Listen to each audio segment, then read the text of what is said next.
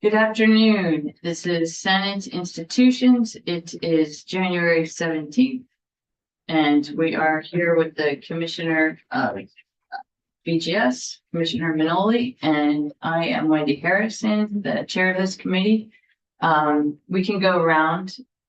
Senator Russ Ingles, Essex District. Senator Joe Major, Windsor District. Senator Rob Plunkett, Bennington District. Senator Samuel Otis, Port Orleans District. Great, thank you. And today we will be looking at the reports from BGS that are related to this committee. Some of the reports, I should say. There's actually a pretty long list of reports. But thank you, Commissioner, for being here. And we'll have a PowerPoint, I believe, right? Yeah. You think so? So thank you, committee. I'm once again honored to be here to go over the reports due to the 2025 General Assembly. Yesterday, I did have a brief conversation that there are a few reports that are not included in this document that are due. And we have filed, but I have brought paper copies, Madam Chair, if you're not opposed to me handing them to you. I'm not. And then we will make sure everything is filed correctly. There are 3 reports, and I will quickly just summarize before I hand that down. The first is in Acts 162 of last year, section 29. You're requesting a report on the site location for the Women's Reentry and Correctional Facility. This is a report that I will tell you with my new appointment that I was not familiar with, and it was just brought to my attention, so we did not meet the filing deadline. I'm requesting an extension on or before February 7th. And if I may hand that to you, Senator, to pass that down. And do you have any questions about that? I do have, well, first I'll ask if anyone else has questions. Okay. Did the House grant this request? I'm not sure how we do this. So this, I just, On this. this one, I've also requested, I have not spoken with the members of the House. We just submitted the letter. This came up as I was sitting in House institutions and having an overview by Ledge Council on the intent and what was in last year's bill. And that is, to be absolutely honest, that's how I became aware of it and went back to my team. And there is a draft, so we are working on that. I want to make sure in your language, there's 4 specific items that you want to ensure that we respond to. Okay, So that's why I'm saying honor before the 7th. okay. And so Cole has provided the chair with a chair of House Institutions and Corrections with the same letter. Okay, Senator Douglas. If they, Madam Chair, if they're just simply asking for an extension, I have no issue with that, and I'll be happy to make a motion to grant that extension for the date that they're asking for. Okay, February 7th. Okay, so you make that motion. Is there a second? Second. Okay, seconded by Senator Major. All those in favor, signify by saying aye. Aye. Okay, it's unanimous. I do want to just ask, I just want to make sure, because there was a lot that went on this summer when we weren't in session, about that siting. So, I have seen reports that are like a little paragraph that say we have nothing to report. So I'm sure we're not going to get something like that, right? No, Okay. I am, in looking at the language, and I've just outlined with the team some expectations to have them pull things in, but I want to be able to, you've asked for us to present the site. I want to be able to present the site, the acreage, the location, specific on, the area for the stat. That you have some very specific things in there. And, so yes, we will respond to your report. And then if we don't get everything right, I know you will ask us to go back for more information. Thank you. Well, there's a lot of, there's legal issues and permitting issues, and it's just a very important item, but this is not that much of a, No, but I think this is a great tool for us to start those conversations. yes, exactly. So thank you. Thank you. You're welcome. And thank you for the extension. The next request, and we highlighted a little bit on this yesterday, excuse me, got hair in my eye. There's a report that is due to the legislature for the naming of the a proposed state building naming committee. And this report has gone through, the ACCD is a part of it. There was an individual that worked at the Department of Buildings and General Services that was the chair. She has left. I have a new deputy, I have Cole, I have myself. So there is an outline of meeting some of the expectations in the report. Myself and my team have not been able to meet. ACCD has reached out to us and said, can we meet to bring closure? And I asked them to support a request for an extension, because honestly, I just have not had time to focus on it. So with your permission, may I pass this letter? Thank you. And this is March 10th.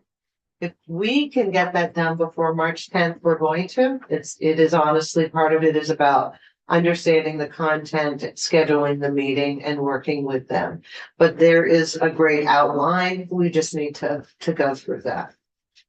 Okay. So this is to March 10th. That's the day after that's the day that we get back. Right, we Or were we'll looking get at back the, to the we were 11th. looking at the first week, but then we said, oh, you go home for town meetings. Right. Do you believe that you have the people you need and the information you need to take care of this, to Yes, produce a report? yes, we do. It is about timing. And, so I'm gonna try to do it in between the governor presenting the budget and just coming together. Okay, well, I don't have an objection. Does someone wanna, or does anyone else have questions or? Oh, I did. This is the report, the State Building Naming Study Committee. It's Mhm. supposed to be due February 15th. Right, You need. and we're asked to go to just with everything that's aligned, so. And it's for the process as well as the committee, right? Yeah, the way I understand the language, and this is a piece of where I want to get a little bit more into the intent, it is about making a recommendation. Should there be another committee? Should there be a committee naming? Should we change? Should we leave the statute the way it is? It's pretty broad, Right. actually. Okay, So that is the study. okay, great. Any other questions or comments? Okay. I don't know if we need to make motion, but let's go ahead and do it just in case it's necessary. Does anyone want to make a motion? So moved. Okay, moved by Senator Douglas, second by Senator Plunkett. All those in favor, signify by saying aye. Aye. Here we are, it's unanimous. Most subdued eye I've ever heard. We're not terribly eager about that. Thank you, okay. Thank So you. then, I'm not sure what we do with this, but you'll know. I'll figure it out. And then, Madam Chair, we have one further request. Okay, For an extension. Again, when I was in the Committee of Institutions, even though I don't know how I missed it, and that's really irrelevant, but I missed it. They were talking about the report. There's a report that the Department of Buildings and General Services and Fish and Wildlife on additional land transfer from the Southeast State Correctional Facility, and that we're supposed to come forth with a recommendation on this.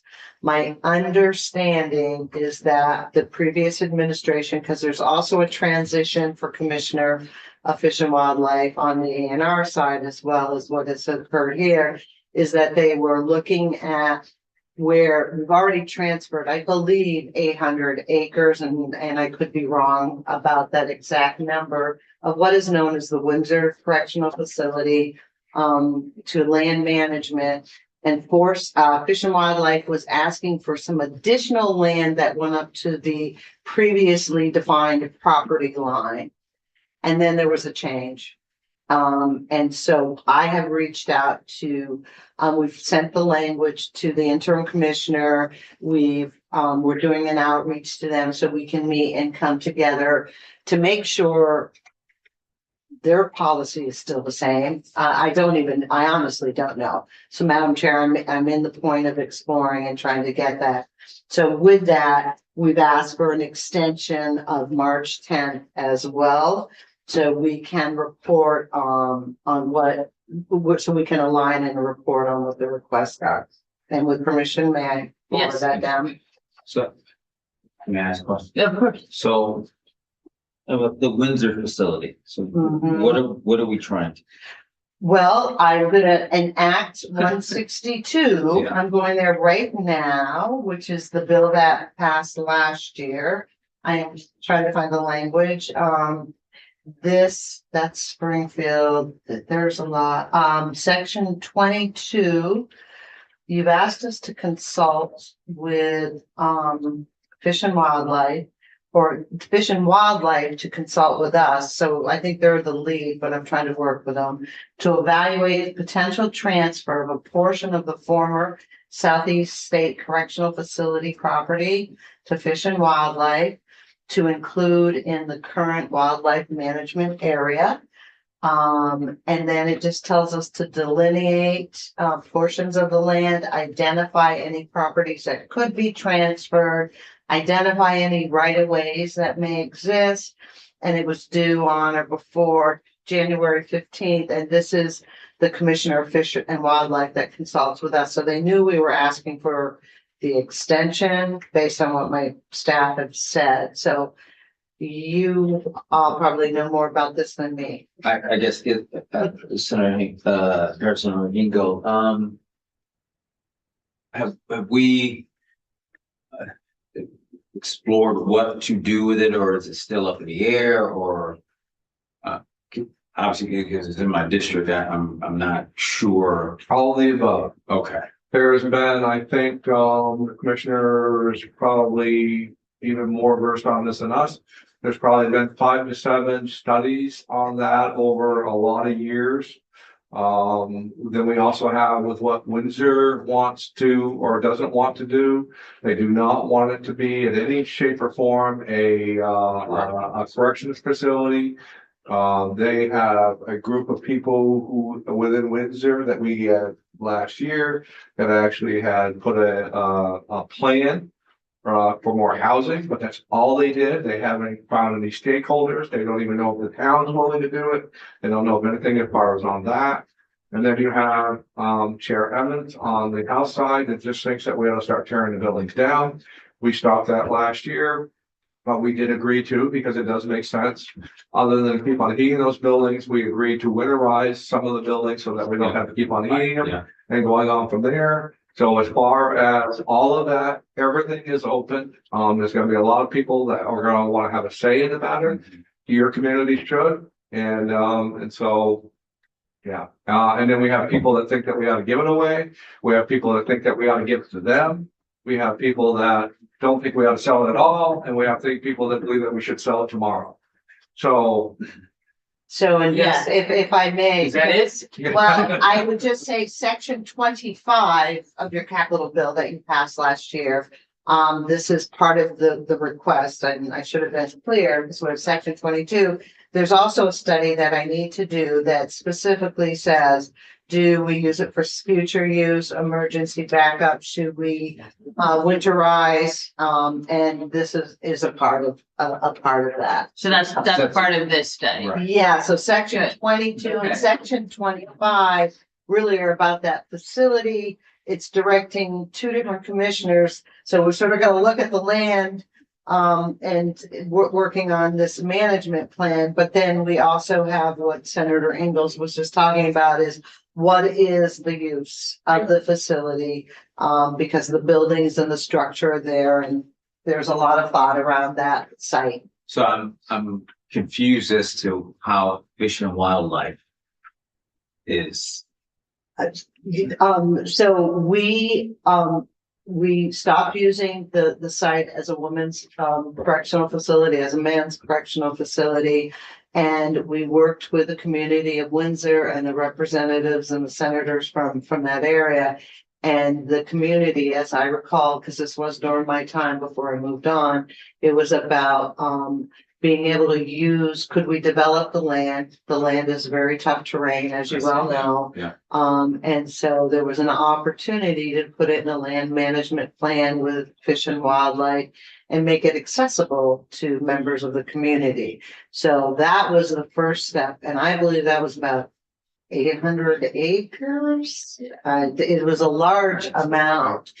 So we redrew the boundaries, because at that time we didn't know what we were going to use the site that the facility actually sits on. And I think through this legislative body and other people, you've gone back and forth on it. I can't speak to all of the history. And so I think we're back there saying, because some of these buildings were still heating, some of these buildings may be of historic value. Some people, what is the best use of that site? And I think you as a legislative body last year said, please go back and look at this once more and work with everyone and understand it. Senator Engel? And thank you. And I think to further answer the question that you just asked, is that nobody has come forth yet willing to write a check. Yeah. That is the biggest thing. Right. Everybody's got great ideas. And what we ought to do, but there's been no check writers. I mean, 800 acres, I mean, it's substantial. And that's already been done. That was done a long time ago. So that has moved, and there might be 160. I really shouldn't quote it without having it here, but sometimes I apologize. I do that. So we've transferred the majority of the land is now in the land management program managed by Fish and Wildlife. And we'll make sure we have a site map for you, Senator, that shows the boundaries and what the buildings are in the report. That would be great. And then another aspect to it was the Fish and Wildlife. There was some more property that we heard about this a little bit when you were here last week or earlier this week. When there's some very steep terrain that they thought might make sense to also be included in some sort of protected area. But I just want to also just note that that property is really valuable financially, but it's also valuable to the community because it has water and sewer. And that's a significant investment that was made by the public. And that's another aspect to the conversation of what happens to that property. And we can also find the date of our meeting last year when we had that conversation, because the regional commission was the one that they're the ones who looked at possible uses, and they actually had a site plan done. So we can find that if you don't mind finding that date, and you can watch that if you want to. It was a good meeting. Thank you. So, Madam Chair, just was that presented to you with because I'll look at it myself. What did they? Yeah, that was in this committee. Okay, Yeah, thank you. I think it was mostly virtual. I don't even. Was it a private group? It was not a government? The regional commission was one of the presenters. Thank you. That's helpful. Yeah, it was good. Okay, so how about we vote on Okay. that? I don't think we voted on that one, did we? I think we just voted on two of them. Okay, someone want to make a motion to approve the recommendation or the request for the extension? So moved. Okay, moved by Senator Major, seconded by Senator Douglas. All in favor, signify by saying aye. Aye. Opposed? Nope, nobody. So that's another unanimous vote. Thank you. Okay, so you are, at least as far as this committee is concerned, you're good to go. Thank you. Thank you. Thank you. So we'll move forward to the document that was sent to you, which is the Department of Buildings and General Services reports to the General Assembly. I do understand we're required to file these individually on your legislative page. But I found it beneficial to consolidate them to talk to you about, and so then. I think that was helpful. We will do what we need to do on the other side, but we are presenting it to you in this manner. So on this table of contents, we don't have tabs, because we used to put a book together with tabs. So, you know, we'll clean that up. There are a couple things that are a little awkward, but it's really broken down, where we track, reports due by session law. And that's what the first items that are called identify tab 1, 2, or 3, and then we report by statute. And so we're gonna start, and so I just want to say to you what's really interesting, and I don't want it to feel broken. Tabs 1 and 2 are on the energy, and those are in session law, and tab 6 is about a revolving fund that's in statute. So they are placed differently in the report, but I'm going to do the best that I can, members of the committee, to sort of summarize and bring them all together without adding too much confusion. So to go to the first one, and if you could turn the slide, Madam, may I turn my chair and sort of base? Thank you. I just don't want my back totally to you. So this is, so in 2019, this is when, and I was, in 2019, this was amended, but originally in 2016, working with the Joint Fiscal Office, and Buildings and General Services, there was a big push and initiative to start doing energy upgrades in state buildings. And so we were directed to revise our standards, and I was there, so it's probably why I have a little bit more history on this. So we were there to revise our standards to ensure that we incorporate the best energy efficient investments in new construction and renovation. But there was nothing around how could we make improvements to bring savings to the buildings. And Efficiency of Vermont really came to the table, and Joint Fiscal Office worked with Steve Klein, Michael Bahowski on this. And so this really set the stage for investing, and we created the State Energy Management Program. And there was some funding that came through the programming. And if we can go to the next page.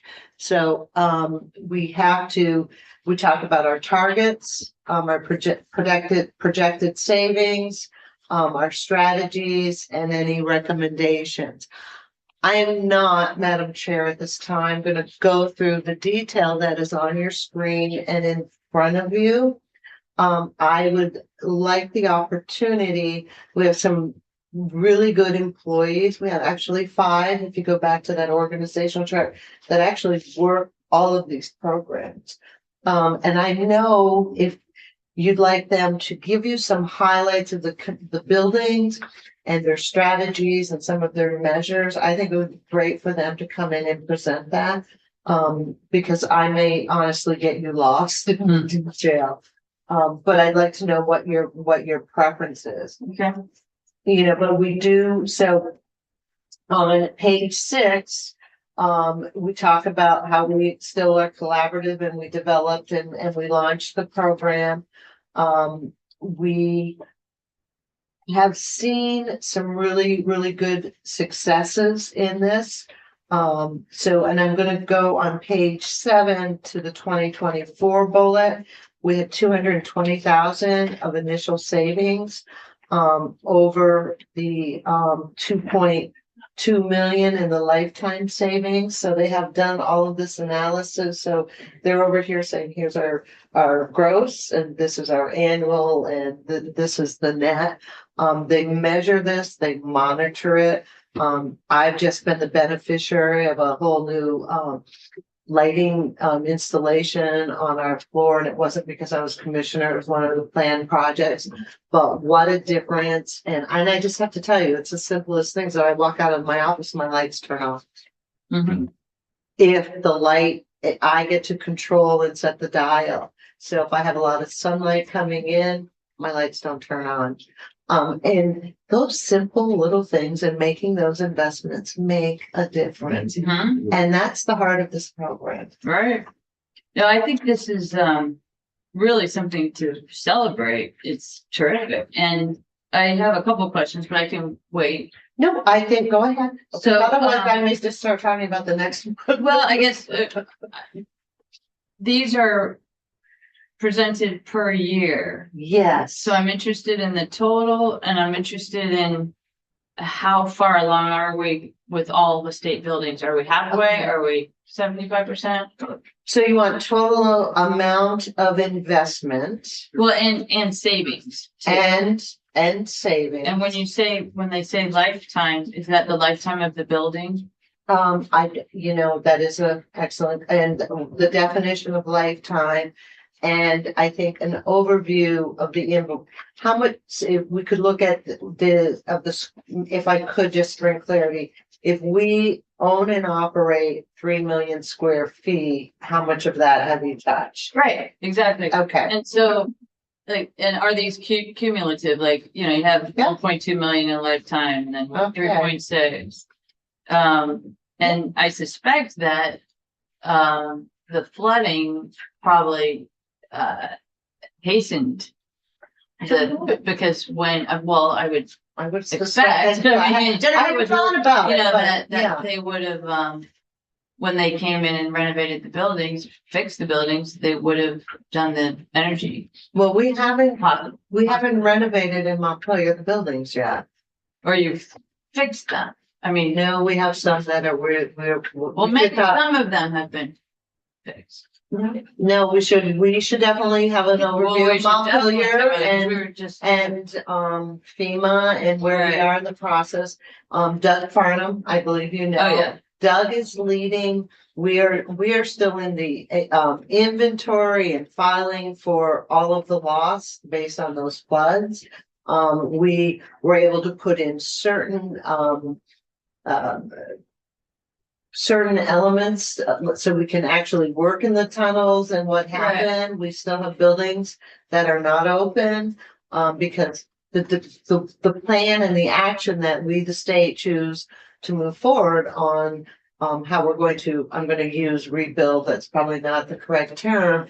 We'll use Montpelier, has not been finalized. Okay.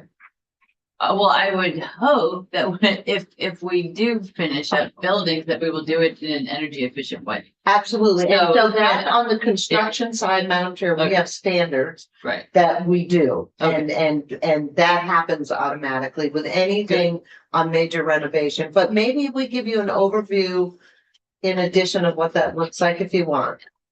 Well, I think that's a separate conversation that we will have in this committee for sure. But as far as this report, just give us whatever you Yep. have already done, Absolutely. please.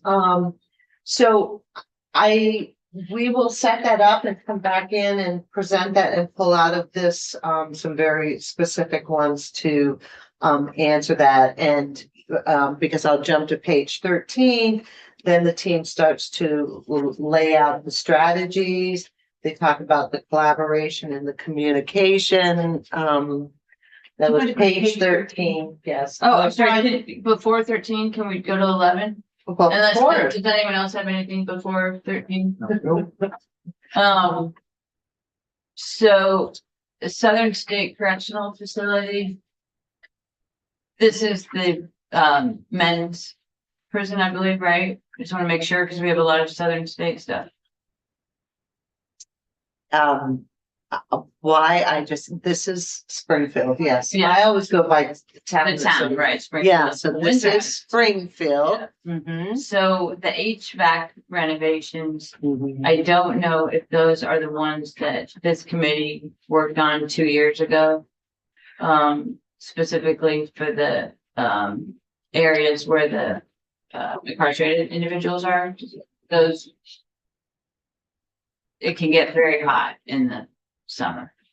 I'm not sure. Okay. And so I do know we are coming in to present on status of current projects. I think we have that scheduled for next week, so I will, and I know there is a slide on Okay, the HVAC on the correctional facilities and cleaning the ducts, and so I'm not sure if it's the same, but I will make sure thank you, address that. thank you. You're welcome.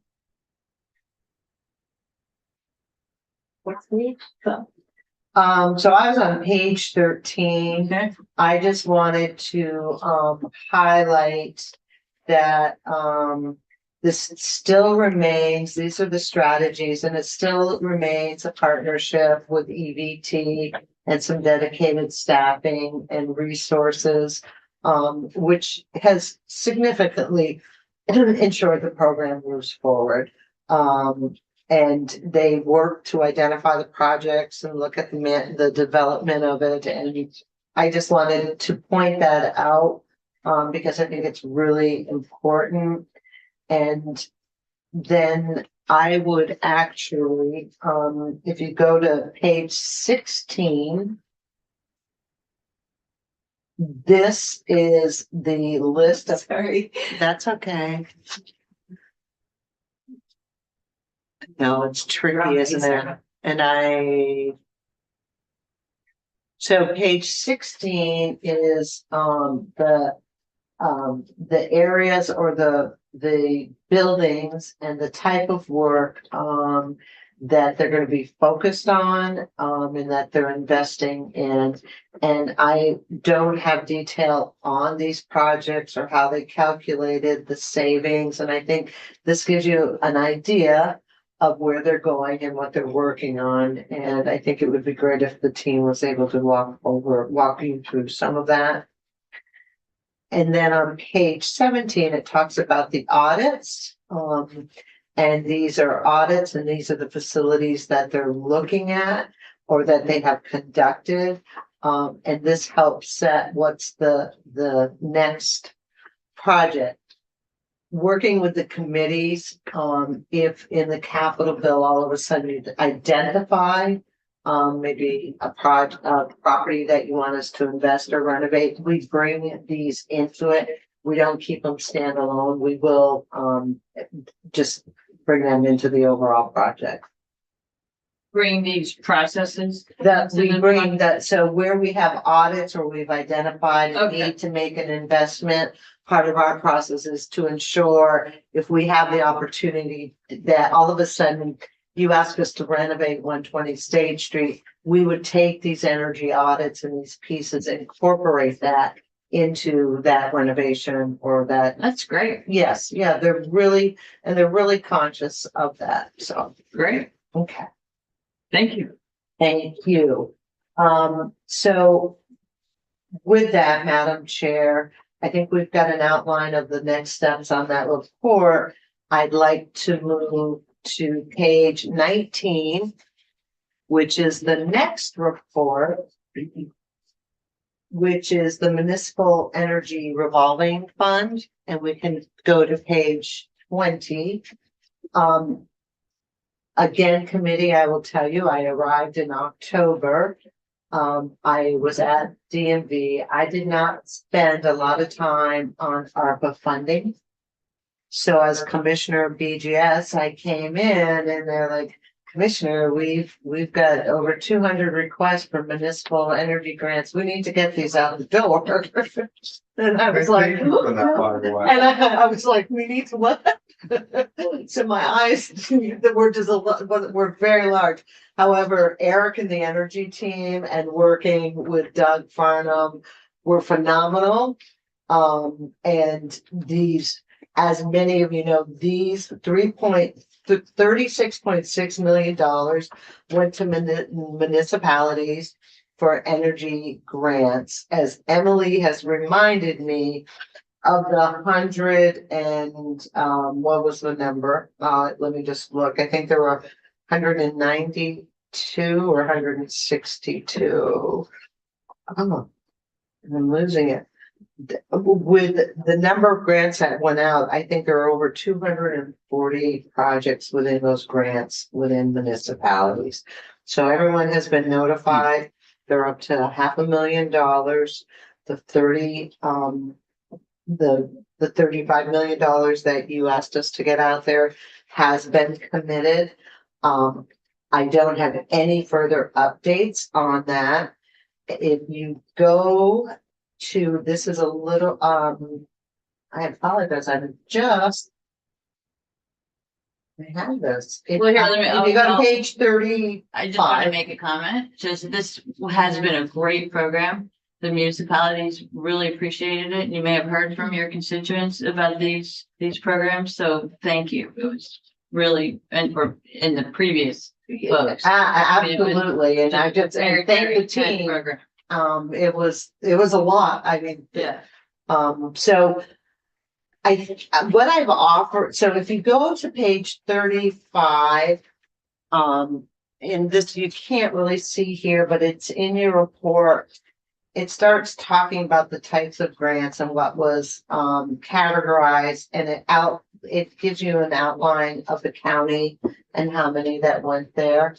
And then if you go to page 36, and then 37, it's some more of the grants and how they're outlined and how many went there. I have asked my team, Eric, if there's maybe a simpler way of just getting the spreadsheet and providing it to you as members if you want it, so you can see the overall grants in your community. And to the point, it was greatly appreciated, and I'm glad we really have a year working with the municipalities for them to move their project forward. right. No, it was terrific. And just, even though you weren't able to, get all of their requests satisfied, just having the state know the condition of those buildings is going to be very useful just in the future, because now we know that those other needs are there that you might not have even known. But it was tremendously helpful, because this is the kind of thing that towns don't have the resources. They're just, people are just getting by, and they're trying to keep their taxes low. And they were able to put in heat pumps and all kinds of things Absolutely, that are and gonna infusing lower their over cost. $30 million into the communities, into the municipalities, Yeah. is huge. Yeah. So, so I look forward to seeing some of the results, but this is one I honestly, I'm here to say, here's the report. I'm digesting it as much as I can. And all I know is we were in that critical moment. I sort of said, team, go do what you gotta do. You don't need me to interfere with it, because I want to get these reviewed and out and rated and out to the community. So- Right, on page 37, just so everyone can see on the lower left has the types of improvements, so backup batteries, ADA. We got them into compliance, right? ADA, it's really important that towns be Yeah. in compliance. Oh, my gosh. Yep. You can see the heat pumps. Expensive too. I'm sorry? ADA stuff can be expensive. Yep. Yes, you're right. And some of these grants may be a combination of these two. They're not just standalone. And I think that I don't know the detail about it, but the communities that put them forward, they took this very serious in Right. that investment. In some of my towns, the insulation is, that's Huge. that pays dividends forever. Whatever kind of energy you're using, you want it to be insulated. You don't want it. Yep. Don't heat the outside. As they say. So thank you. Thank you. Thank you. And like I said, our team and Eric, who we met yesterday, they led this. So I'm very thankful for their investment and time. So the next report, it was very interesting. This is on fleet management services. This is in session law. When we started out pulling the reports together, we thought that this had been repealed. And the staff had said to me, we don't have to report on this anymore, but we still do because they like it. And I said, okay, well, you all know about reports, right? I don't think if you don't want us to do something, there's a reason that you've had enough on it, and it's a lot of work. So Emily and I went in and looked at the statute, and we actually read it, and the way that it was amended is we are required to. So. To report or To to re- keep to- doing it? Or both? To report. Okay. I think it was interpreted, so originally, the language had a deadline date. And at some point in time, these committees went in and they struck out the deadline date and said it will be annually reported. But I think because it was supposed to go to 2017 or 2019, and you struck it out to make it an annual report, it was just an interesting interpretation. So this is part of the services, as you know, we talked about this yesterday. Fleet management, statewide fleet management, sits with VGS. And we analyze and look at number of miles driven. We're looking at efficiency. We are required to make investment in efficient, vehicles, and we identify high mileage drivers. Because if you're a high mileage driver, then we want to get you in a state fleet car that is more efficient and because it makes an overall difference even to operating budgets. So this is data that shows number of employees that receive full mileage reimbursement. It is at the rate and the total cost to the state. So this gets into the fiscal and it gets into the number of employees. And there was the purpose of this report, Madam Chair, as I recall it, it was to prove that the fleet program made long-term sense. This is one of the reports I'd like to talk to you all about to figure out, do we continue doing it? Because the program is successful. We have departments using it. We've proven that there are savings and there's energy savings. And we've proven that we make these investments and we work with everyone on how we bid the cars. But at the end of the day, when we look at the content of this, it's about drivers and mileage. And I guess I'm trying to figure out if we're going to report on the success of on a program, I want it to be of true value to the committee so you can understand, this program. And so this really just talks to you about high mileage and who's doing it and who's not doing it. And it was really, as I said in the beginning, to make sure it made sense and that we got departments on there. But since we've created it, there's statewide policy, there's policy on if you don't use a fleet vehicle, you get reimbursed at a different rate. Your fleet vehicles, you can lease them from us. It continues to go and go. And this is again about savings, energy efficient budget. And I don't know if there's value, Madam Chair and members of the committee, for us to sit and talk about how many miles every department is driving. So I'd like to work with you on this report and figure out what is in the best interest of you as a committee in receiving this report. What is the best information to receive, or do we continue doing it? Okay. Yes, Master, very, very minor question. On the second page of this part of the report, the top cost analysis based using the most economic compact hybrid electric sedan. Why hybrid rather than full electric or conventional? I don't have I can only make some assumptions, so I'll go back and ask that. I think part of it, but I think it goes to everything that you're trying to accomplish. If we don't have the appropriate charging stations out there and in areas, and there's another initiative working on that and working with the Agency of Transportation, the hybrid at least gets us to, we're buying more and more of those because there are efficiencies and savings on them.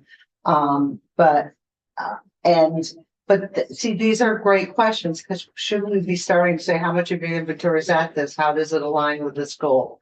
I'm being really open. Yeah. Well, Well, I I'll tell you, just from looking at this, I was interested to know this. Mhm. I think it's great that we make that analysis, just the fiscal analysis. To determine which is the lowest cost. I suspect each year it's different based on the reimbursement amounts. So you probably have a different mile amount each year. It might be each year, it might be every 2 years, whenever the feds do change it. Yeah. Right. Yeah, so Yeah. I mean, I found it useful, and you might think about how the legislature changes, and so things like this could be useful when we have new people. I think it's not as useful as the other ones to me, because the energy one is that's obviously a policy. This is generally being a good fiscal agent, right? And hopefully there are all sorts of these things going on through the state. I'm sure there are. And maybe just give us one page or something, but I don't want you to do extra work if it's not useful. So how about we think about it, give folks time to think, your people will come again, and we can give you an answer later. Right. Well, and we'll always track the data Mhm. because I think to your point, we always have to evaluate, is the program successful? Is there fiscal savings? It's just, what is of value for you as a committee? Knowing that is important, but is there anything else? So, thank you. Anyone else have any comments?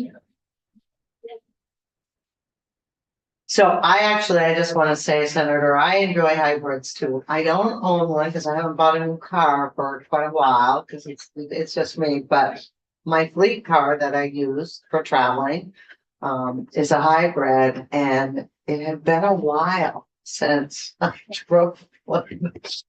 And I sat in it. I just kept pushing the button, waiting to hear the engine start. I quickly was reminded in my own head. So that's because I hear an engine start in my car, and yeah, it was pretty funny. I had to chuckle in the parking lot, and probably everyone else that was watching me. So thank you. The next report now we're moving into the statutory requirements. So the next one is Title 29, 152. What And page? I'm on page 44. Thank you for reminding me.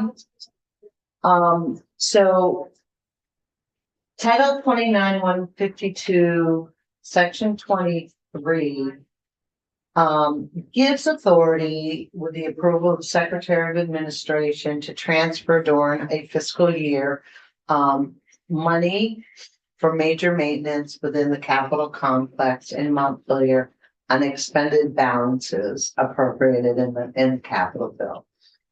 And it excludes state grant aid programs, which used to be the school construction program, I think. And so we have to report on the 15th of every year funds that we have done this with. And this report is informing you that we did not transfer any, and there's a typo, it says unexpected. That should be unexpended fund balances from major maintenance. This is 2022, should it be 2022? No, ma'am, that is another typo. So with the filing online, I'll make sure that's corrected. I was more focused on the unexpected. Yes. Right. That's right.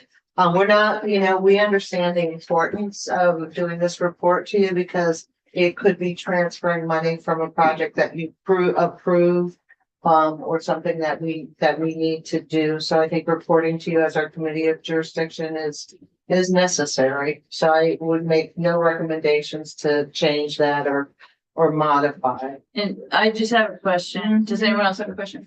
We we say no funds were transferred and expended from unspent balances. So does that mean there were not unspent balances? No, I think it means, so there may be some unspent balances that possibly are gonna be reallocated in future capital bills. Okay, so that if there are those, and I expect there would be, they would stay in the same line item. I mean, the future line item doesn't really exist yet. Correct, so there were, I did not go to the Secretary of Administration and ask for these to be transferred to a project, Okay, essentially. So they're sitting wherever they. they're sitting in originally- their limbo. Yeah. Okay. Yeah. Got it. Thank you. Thank you. So if we now go to page 46. So for, and it's very interesting because this is really a part of our budget. But we are always asked to present this to the committee and there's a reason why. So in Title 29, Section 160, specifically E, there's authority that the commissioner supervises the receipt and expenditures of money compromising in the property management revolving fund. And that I maintain accurate and complete records of all expenditures. So the property management fund is this program that actually ended and so another place in statute, and I'm not an attorney, but the management treasurer buildings, there were buildings that the state of Vermont invested in, which one was Asa Bloomer, one was 108 Cherry Street. Asa Bloomer was a very unique condo agreement, and in that agreement, we took over the building when certain things ended. 108 Cherry Street just sold, but it was built by originally by a developer and we took it over. So without getting into the whole finances of this, essentially it created we paid for the leases through the property management fund, which we did every year. So you didn't give us an appropriation to buy the buildings. We managed them through really capital leases. So they ran deficits. And we knew they were. And every year in my budget, we address what I need for that year for the payments, if there are any. And I'm not doing a very good job of this, and I apologize, because I had to be reminded of this. So any capital lease we enter into, and I know this committee has talked about, are there opportunities to lease? Are there opportunities to do capital leases? Would that save us money? Would it be more efficient? That's the heart of this report and this revolving fund, because we are required to calculate and look at what is the cost of that lease. Because it may make sense fiscally to move a project forward in that manner, but there could be this report makes us become accountable for the long-term costs and understanding what it is. Did that make sense? It does, but I mean, I think I would still have questions on this. Is this one page, the whole report? That is. Okay. And we're happy to, if you want to get into more of this. So whenever we do leases, there's potential under, and I'd almost like to do this in partnership with Nick Kramer. Yes. But I think because Yeah. that's where it all ties together. And so I thought 108 Cherry, but it may be a different Cherry building. Senator Ingalls, didn't we just hear that it wasn't sold yet? But It maybe wasn't that's sold yet, but. We have an agreement. Right, okay. right. Right, Okay. right. So I think that would be a great example when we close, how does that impact this fund? Okay. and maybe that will help, I think, with the, I think just with the general discussion. Yeah, and my understanding is that the debt will be, resolved with the proceeds of that. So under the property management fund, we have paid off. This is the long-term cost of these leases. We've paid off the 108 Cherry Street. So in essence, that debt is gone. So it's really, does that money go to this fund or is it reallocated when it's sold? And I don't have an answer for that. So if we had an obligation and we sold it, more than likely, we would present that it go to pay off any debt. Yeah, I know I shouldn't use the word debt, for Yeah. this, but you know what I mean. But so the obligation under the treasurer's funds, under the treasurer building, the property managed treasure buildings for Asa Bloomer and Rutland, Asa Bloomer in Rutland and 108 Cherry are, paid off. Oh, I see, right. and So that's right in there. And what I'm not recalling, Madam Chair, members of the committee, is that this fund may have been created because our debt for Asa Bloomer and Cherry Street was that large, that's how we're tracking it. And that's a little bit of the history I'm just not recalling, and that they're the only buildings in this fund. And so. Okay, all right, so this is to be continued. And, yeah, I may have, I hope I didn't add any. But so 108 Cherry is still in a contract. 108 Cherry, we have an agreement, a sales agreement. Sure. I don't know the timeline. I think there's a window, of for them to. Due diligence.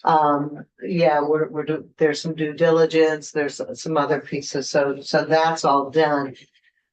But I think, and so yes, and this fund is how we authorized the way that we pay down these debts instead of borrowing additional money or taking it out of the capital bill. And that's where we created this fund to track it because of the long-term cost. Okay. Would you like me to continue? Yes, please. All right. So thank you, Linda. We can go to page 48. So this is the State Energy Management Program revolving fund. So this is the money that supports the SMRF and the other, the programs that we were talking about. This is the revolving fund. And what we are trying to do as a department, and my deputy is leading on this, is we want to be able to take all of these reports and sort of put them together so you can understand the flow.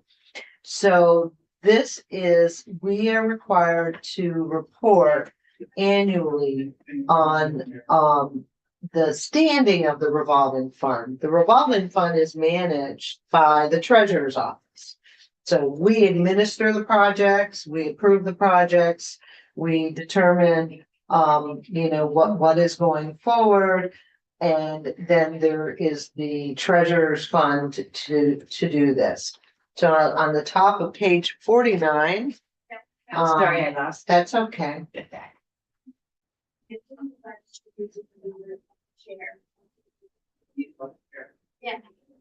I think we all have it. You got it? Then I'll keep going. Thank you.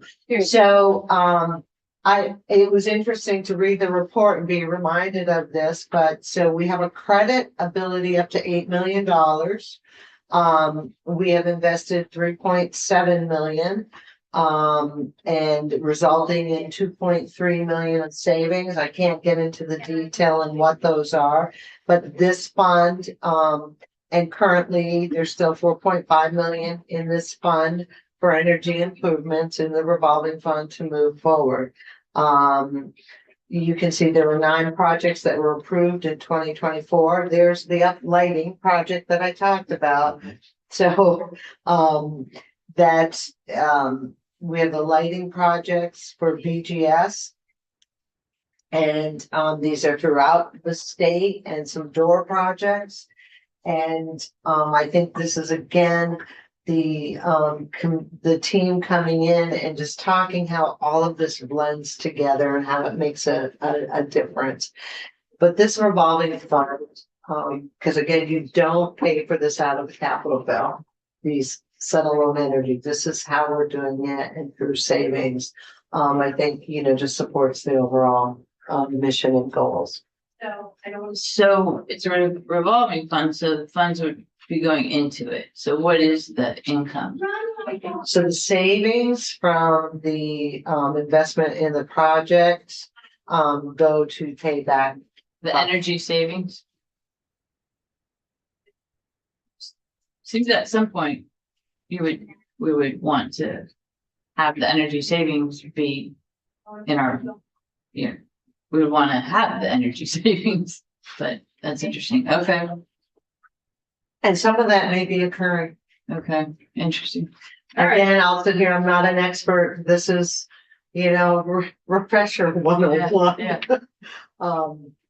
And I think, but I just took a note of that, because I do know when we come back and talk about those other things, I'd like to sort of do more of that overall, here's how it connects. So it's almost looking like here's the flow and how it touches, because while some are these reports are session laws and these programs, they're all one. They all connect, and one program doesn't move without the other one. So it's really odd sometimes to embrace the 3 separate reports. I think that's a good goal because people will understand it better. Including me. Well, and honestly, the public. I mean, this is the kind of thing that the public would like. Absolutely. And I think it's important information because I think people say, are you making investments? You've got all of these buildings. Yeah. Yes, we are consciously making these. And have been. And have been. You're absolutely right. And that is the end of the reports to the Committee on Institutions and Corrections. And do we say IT now? Yes. Sure. Sometimes we say IT and institutions. Okay, We don't have. that's That's fair. probably what it's going to be. That is fair. So. Other questions?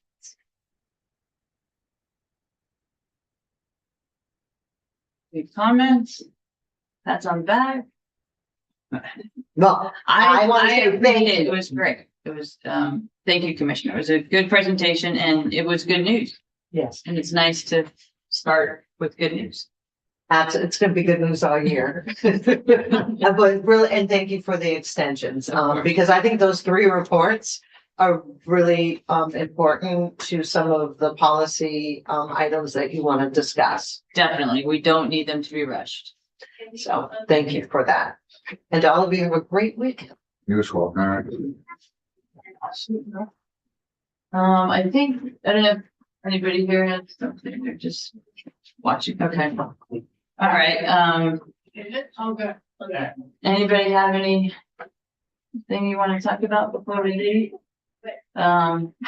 We have a almost complete agenda for next week. We do expect to get the Commissioner of DOC in, and so we might be moving things around. And I believe it will be posted on. I will be sending you the email tonight that has the agenda for next week because Monday is a holiday. The offices will be closed. So